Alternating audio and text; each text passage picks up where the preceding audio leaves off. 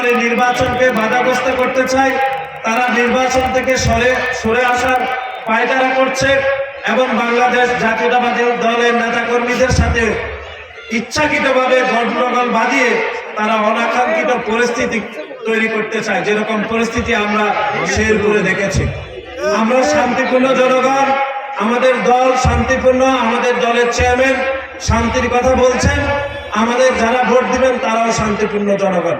সুতরাং আগামী 12 তারিখ আপনারা সকলে ধানের শীষে ভোট দিয়ে মোহাম্মদ শাহজাহান ভাইকে আবারও সংসদে পাঠাবেন এবং মোহাম্মদ শাহজাহান ভাইদের মতো অসংখ্য সংসদ সদস্যরা আমাদের দলের চেয়ারম্যান জনাব তারেক রহমানকে প্রথমবারের মতো প্রধানমন্ত্রী হিসাবে নিযুক্ত করে বাংলাদেশের যে নতুন যে বাংলাদেশের আমরা স্বপ্ন দেখছি সেই বাংলাদেশ আমরা পূরণ করতে পারবো।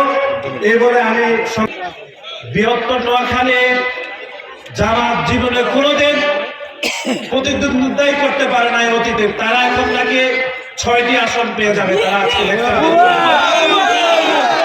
তাহলে এই যে ভুয়া বক্তব্য দিয়েছে, জনগণকে বিভ্রান্ত করেছে, তার প্রতি উত্তর আগামী 12 তারিখ দিতে হবে না? আগামী 12 তারিখ আপনারা অতীতে যেভাবে শাহজাহান ভাইকে আপনারা ভোটের মাধ্যমে 4বার সংসদে পাঠিয়েছেন, আরেকবার পাঠাইতে হবে না? সদস্যপূর্ণচন্ময় নোয়াখালীর 6 আসন আমরা আমাদের দলের চেয়ারম্যান জনাব তারেক রহমানকে উপহার দেব না? আমাদের দলের চেয়ারম্যান জনাব তারেক রহমানের নানার বাড়ি হচ্ছে নোয়াখালী, আমরা কি ওনাকে অসম্মান করবো? সেজন্য আগামী 12 তারিখ আপনারা সকলে একদম নামাজ পড়ে সকালবেলা ভোট কেন্দ্রে চলে যাবেন এবং আলহাজ শাহজাহান ভাইকে বিপুল ব্যবধানে ভোট দিয়ে আপনারা জয়যুক্ত করবেন।